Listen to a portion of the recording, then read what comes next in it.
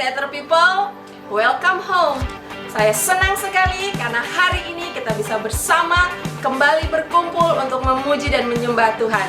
Namun sebelumnya, let's check TIOC. This is our church.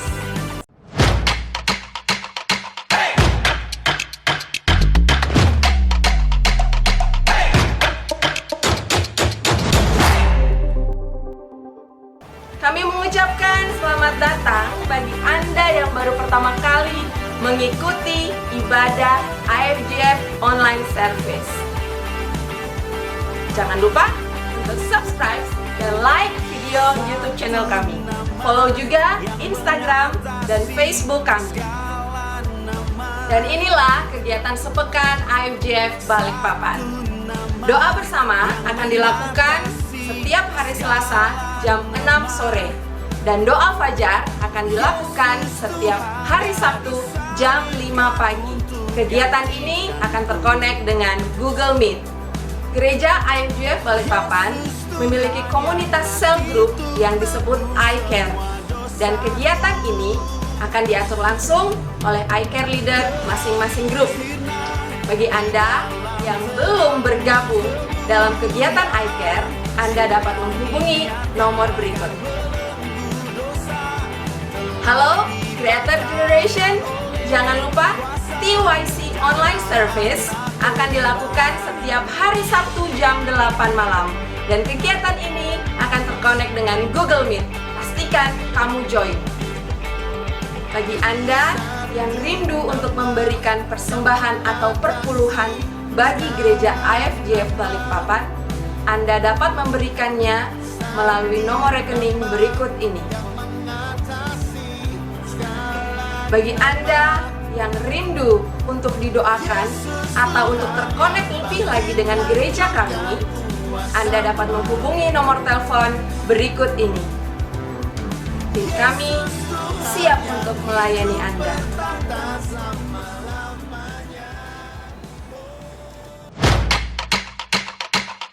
Demikian TIOC IFGF Balikpapan.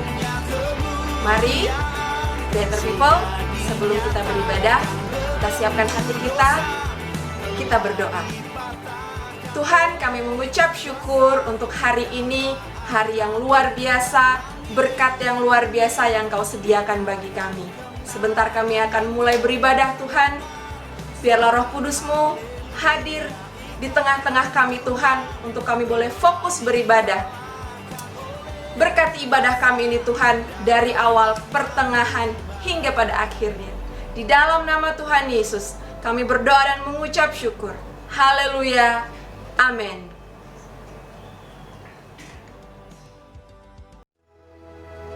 Kita bersyukur buat hari yang Tuhan jadikan. Kita boleh ada sampai saat ini itu semua karena anugerah-Nya. Kita mau tinggikan Dia, kita mengalami hadirat-Nya. Ajar Kau Tuhan. Tak terbayang kebesaran-Mu dan tak terbanding kekuatan-Mu Tuhan. Kau megah bagiku. Segenap jiwa dan pengharapan telah ku serahkan untuk rencana-Mu Tuhan.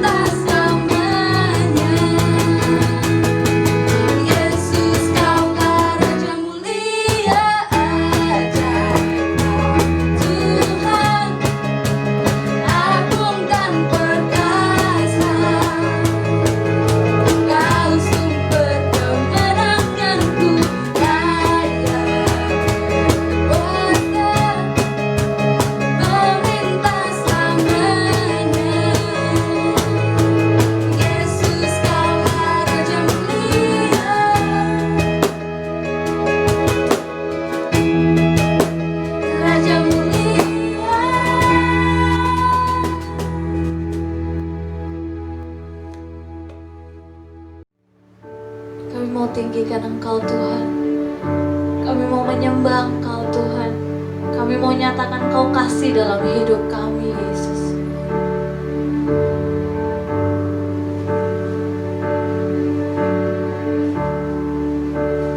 One thing that I want more is to be close to you.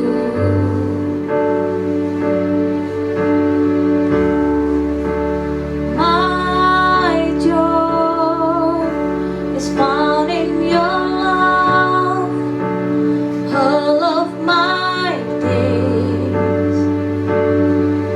I'm running to you. You're my reason to live. You're my hope, my strength.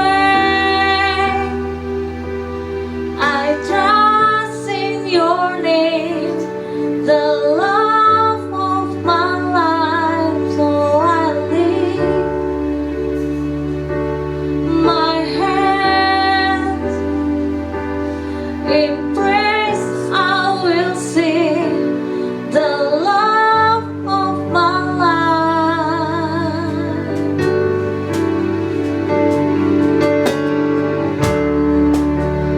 Jesus,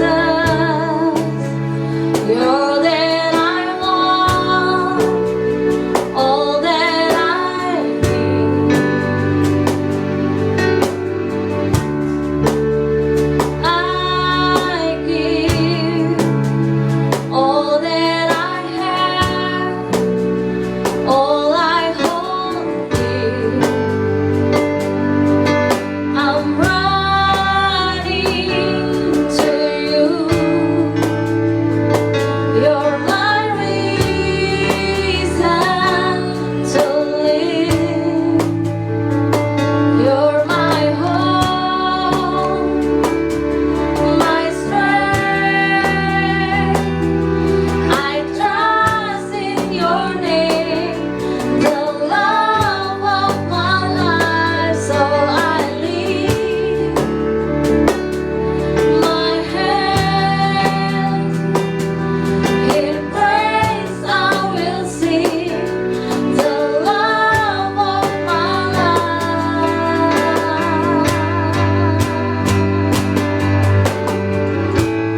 All my fears and my doubts has fled in the power of the cross.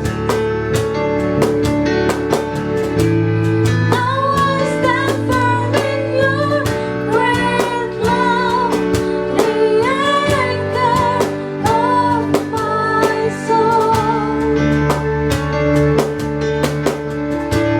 All my fears and my doubts has fled in the power of the cross.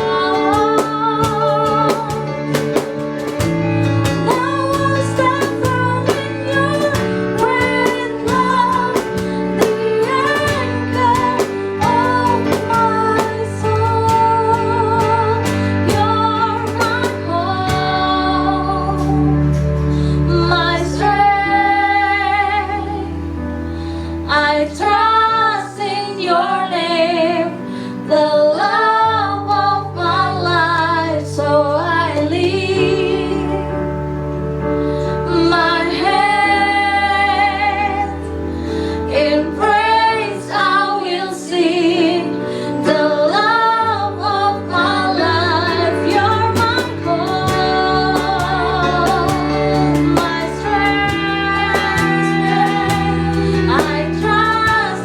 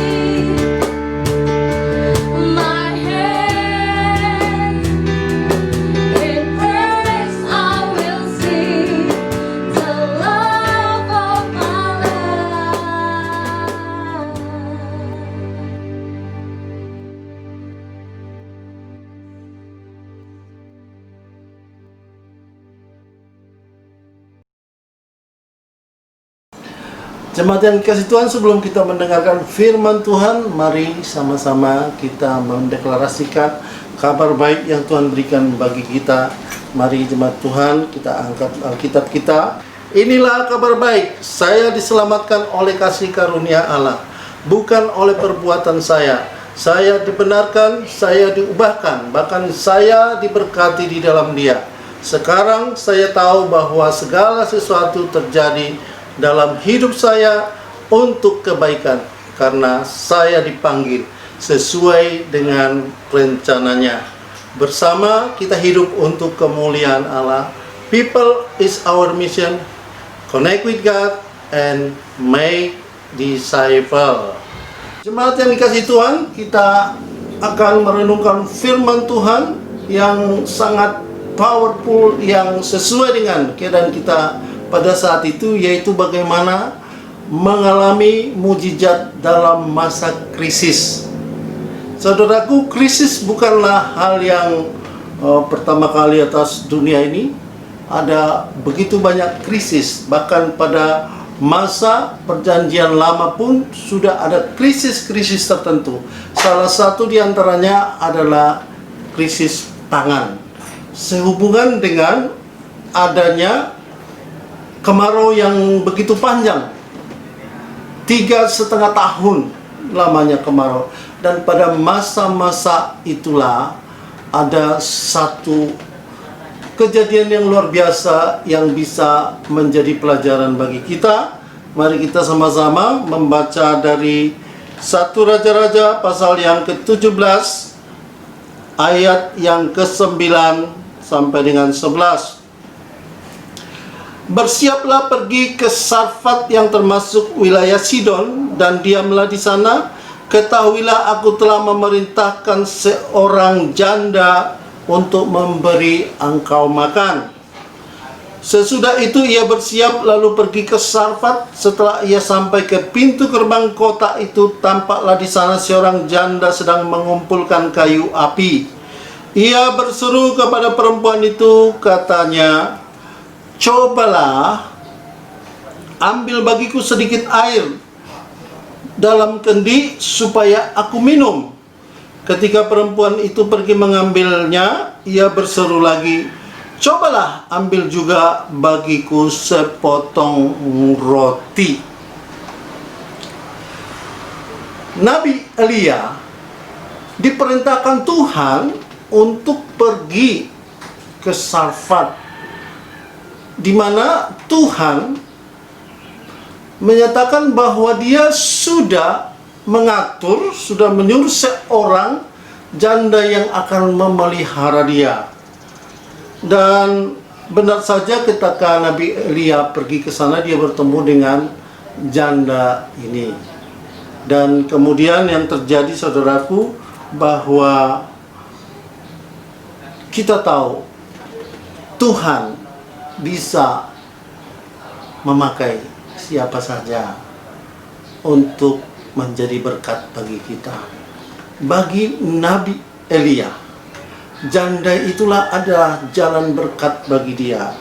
Padahal saudaraku, kalau kita lihat di bagian lain keterangan tentang janda di Sarfat ini, dia itu bukanlah orang Israel, ya.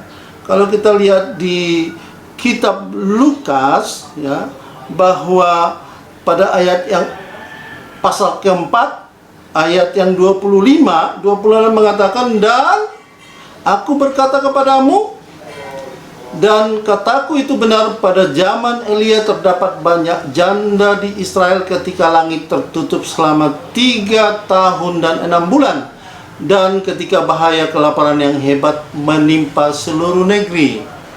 Tetapi Elia diutus bukan kepada salah seorang dari mereka, melainkan kepada seorang perempuan janda di Sarfat, di tanah Sidon."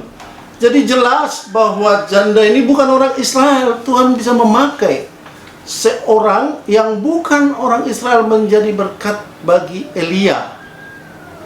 Dan yang luar biasanya lagi, bahwa janda ini, ya, bukanlah juga orang yang punya banyak harta, bukan orang kaya, bukan sebenarnya orang yang berkecukupan. Karena kalau kita lihat pada ayat selanjutnya, ayat 12 dikatakan, perempuan itu menjawab, demi Allahmu yang hidup, sesungguhnya tidak ada roti padaku sedikit pun kecuali segenggam tepung dalam tempayan dan sedikit minyak dalam buli-buli. Dan sekarang aku sedang mengumpulkan 2-3 potong kayu api, kemudian aku mau pulang dan mengolahnya bagiku dan bagi anakku. Dan setelah itu kami makan, maka kami akan mati. Ini janda ini sedang dalam masa krisis yang luar biasa, saudaraku. Yang ada padanya adalah stok makanan yang terakhir, bahan makanan terakhir yang diolah. Dan setelah itu dikatakan dia sama anaknya bersiap untuk mati. Bayangkan saudaraku, kondisinya sedemikian sebenarnya tidak memungkinkan untuk menjadi seorang saluran berkat, menjadi seorang yang bisa menolong orang lain, ya. Jadi yang pertama kita lihat bahwa Tuhan bisa memakai semua orang, terlepas apapun suku bangsanya, bahkan terlepas apapun kemampuannya, Tuhan sanggup memakai orang itu, asal, ya, ada syaratnya, saudara sekalian, asal bahwa orang itu memiliki kemurahan hati. Kemurahan hati adalah jalan menuju berkat Tuhan. Ketika janda itu diminta untuk mengambilkan air, dia sebenarnya sedang butuh pertolongan, tetapi dia tetap bersedia. Saudaraku, pada masa itu air juga bukan sesuatu yang mudah didapatkan. Karena apa? Karena pada ayat sebelumnya Nabi Elia, ya, disuruh Tuhan ke Sarfat, ya, setelah anak sungai Krit tempat dia bersembunyi kering. Jadi kemarauannya sedemikian luar biasa, anak sungai sudah kering, dan kemungkinan hanya induk sungai, sungai besar, sungai Yordan yang di hulu yang masih ada. Dan itu jarak yang lumayan untuk ibu ini mengambil air. Tapi dia bersedia. Tetapi ketika Nabi Elia meminta lebih lagi, ini kan sebenarnya keterlaluan dari Nabi ini, ya. Sudah minta air, minta roti lagi, ya. Sudah dikasih hati, minta jantung, saudaraku. Mungkin kebanyakan orang akan kesal, ya, ketika orang meminta sesuatu yang dianggap tanda kutip lebih dari dia, lebih dari kesanggupannya, karena dia hanya memiliki segenggam bahan, segenggam tepung, dan juga sedikit minyak untuk bikin roti bundar, ya, hanya untuk sekedar menyambung hidup mereka, mengisi perut mereka. Dan kita lihat apa kata Elia kepadanya, bahwa Elia mengatakan begini, janganlah takut, ayat 13, pulanglah, buatlah seperti yang kukatakan kepadamu, buatlah lebih dahulu bagiku sepotong roti bundar kecil daripadanya, dan bawalah kepadaku, kemudian barulah kau buat bagimu dan bagi anakmu. Sebab beginilah firman Allah Israel, tepung dalam tempayan itu tidak akan habis, dan minyak dalam buli-buli itu pun tidak akan berkurang sampai pada waktu Tuhan memberikan hujan ke atas muka bumi. Ayat 15, lalu perempuan itu berbuat seperti yang dikatakan Elia. Saudaraku, ini luar biasa, saudaraku. Dalam keadaan yang begitu rupa pun, perempuan itu masih bermurah hati, masih memberi ruang bagi hidupnya berbagi dengan orang, bahkan untuk makanan dia yang terakhir. Ini sangat luar biasa, saudaraku. Dibutuhkan satu iman, dibutuhkan, saudaraku, sebuah karakter, sebuah kebiasaan yang mungkin sudah terolah sedemikian rupa sehingga ketika menghadapi masa krisis ini pun dia tetap untuk mau berbagi. Jadi yang kedua yang kita mau lihat dari sini bahwa kemurahan hati adalah jalan menuju berkat. Sekiranya janda di Sarfat ini ketika diminta air tidak mau, ya ambil aja sendiri, kamu kan laki-laki, saya hanyalah perempuan yang lemah. Bisa saja dia bicara seperti itu, tetapi dia tidak membantah, dia memberi. Bahkan ketika diminta roti pun dia tidak serta-merta menolak. Hanya dia menyampaikan keadaannya. Aku ini punya kemauan, kerelaan, tetapi kondisiku adalah bahwa aku hanya memiliki sangat sedikit yang untuk hidupku itu sebenarnya nggak cukup. Saudaraku, banyak orang di dunia ini ya, hanya mau menolong orang, bahkan berpikir suatu saat akan menolong orang kalau dia sudah berkecukupan, kalau dia sudah jadi kaya, saudaraku.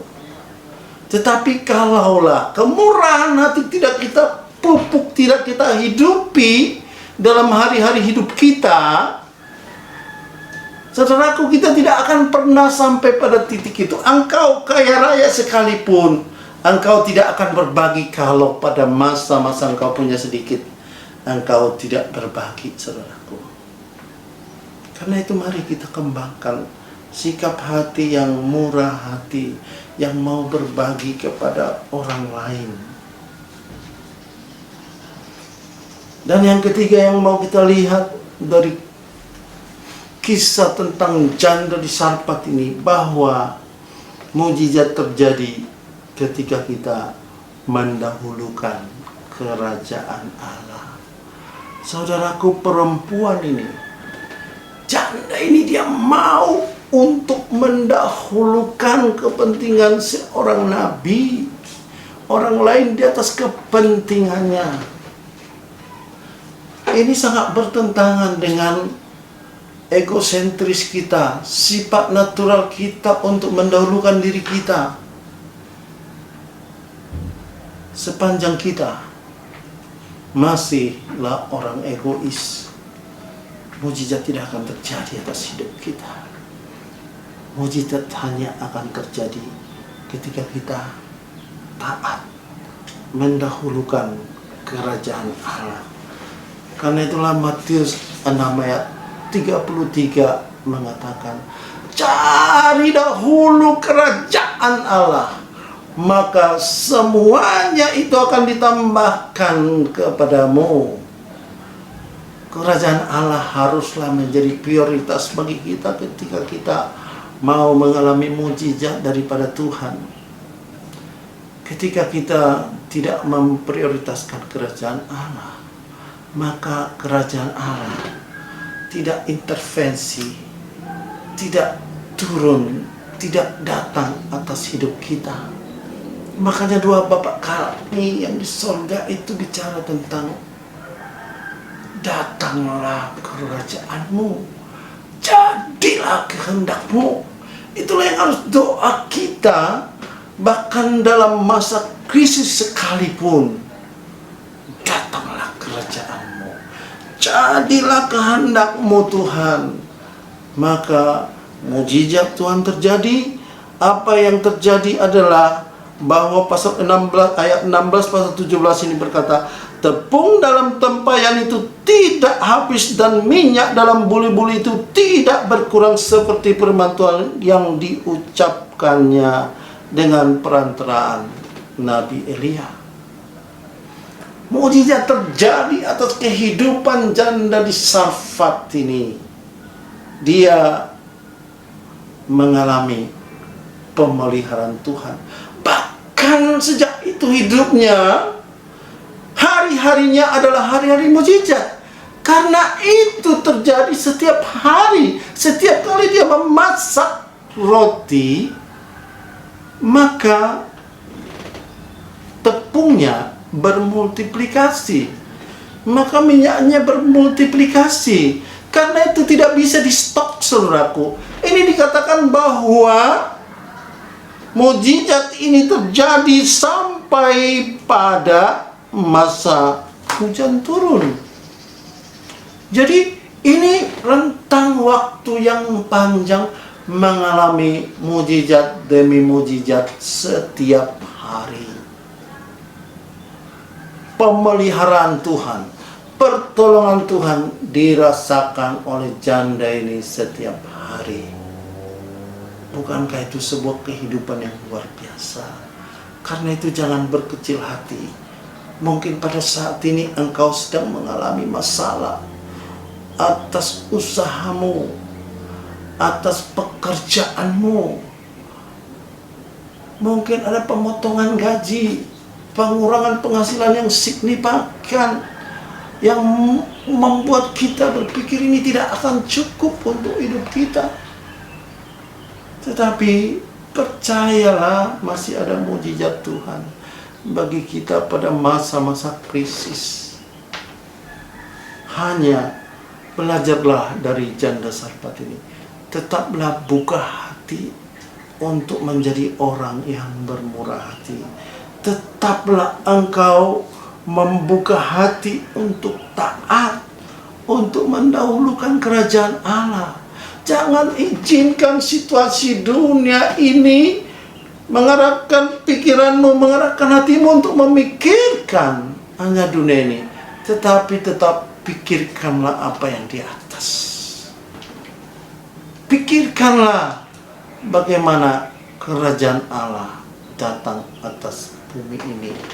Saya percaya kalau kita semua melakukan hal ini, mujizat pertolongan Tuhan akan nyata dalam hidup kita masing-masing.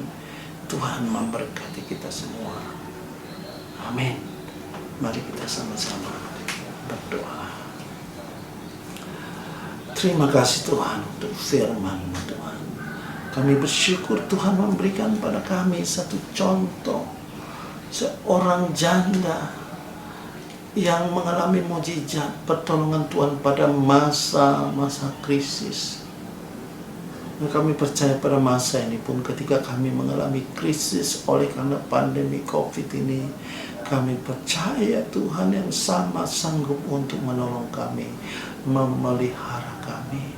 Karena itu kami menyerahkan hidup kami ke dalam tangan-Mu Tuhan. Kami juga mau menuruti firman-Mu Tuhan, untuk kami boleh menjadi pribadi-pribadi yang taat kepada firman-Mu, menjadi pribadi-pribadi yang mengupayakan, yang mendahulukan kerajaan-Mu untuk datang atas hidup kami, atas bumi ini. Karena itu Tuhan, terima kasih untuk siang hari ini. Ditinggikan, dimuliakanlah Engkau Yesus Tuhan. Hanya di dalam nama Yesus kami berdoa. Amin.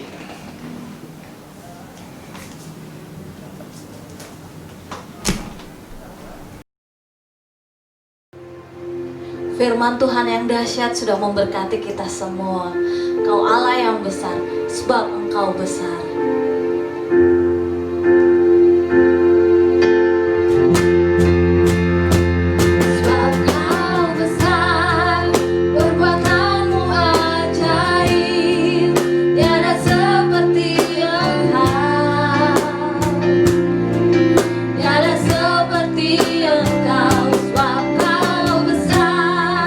Perbuatanmu ajaib, tiada seperti Engkau.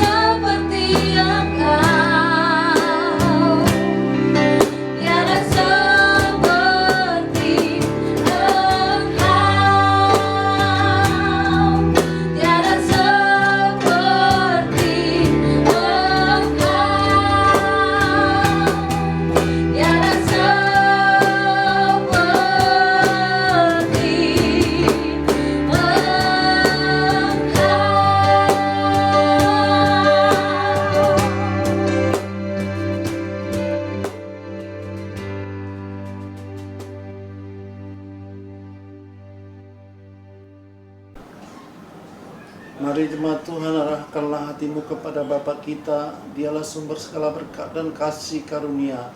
Segala pemberian yang baik datangnya dari Dia, dan terimalah berkat Tuhan. Jika engkau bersungguh-sungguh mendengar firman Tuhan yang disampaikan padamu hari ini dan engkau melakukannya dalam kehidupanmu, maka Tuhan akan memberkati engkau. Diberkatilah engkau secara rohani. Tuhan menjawab setiap doamu. Tuhan memberikan apa yang dirindukan oleh hatimu. Tuhan memenuhi engkau senantiasa dengan roh-Nya. Bahkan karunia-karunia Roh Kudus dicurahkan atas kehidupanmu. Pengalaman-pengalaman yang baru bersama-sama dengan Tuhan ada di dalam hari-hari kehidupanmu. Tuhanlah yang memberkati pekerjaanmu, sumber penghasilanmu diberkati oleh Tuhan.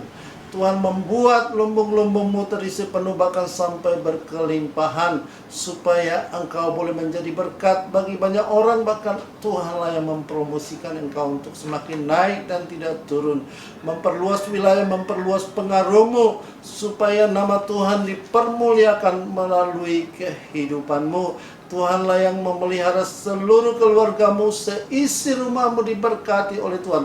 Bahkan orang yang keluar masuk rumahmu pun diberkati oleh Tuhan, karena Tuhan ada beserta bersama-sama dengan engkau. Bahkan Dialah yang menjadi gunung batu, menjadi kota perlindungan bagimu, yang menghalau segala musuh-musuhmu, segala yang jahat dihalau oleh Tuhan Allah dari kehidupanmu.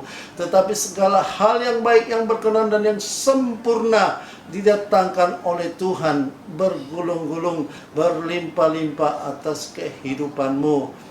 Biarlah di atas semuanya itu kasih dari Allah Bapa kita, anugerah keselamatan di dalam Yesus Kristus, damai sejahteranya diberikan bagimu, bahkan persekutuan, penghiburan, kekuatan dari Roh-Nya yang kudus. Itulah yang menyertai engkau dari sekarang sampai Maranatha, Tuhan Yesus datang kembali.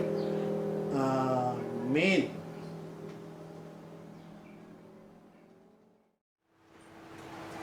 Terima kasih untuk kebersamaan kita pada hari ini.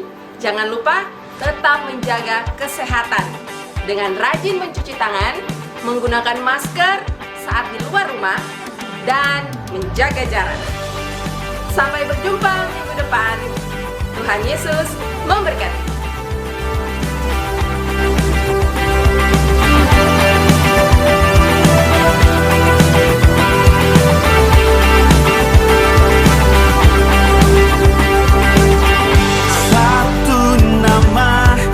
Mengatasi segala nama, satu nama yang mengatasi segala nama. Yesus Tuhan, ya disalibkan untuk gantikanku.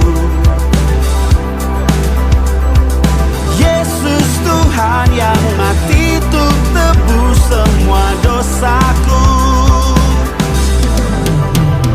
Gelap sirna di dalam terangnya kemuliaan, surga dinyatakan belenggu dosa telah dipatahkan oleh kuasa darah anak domba.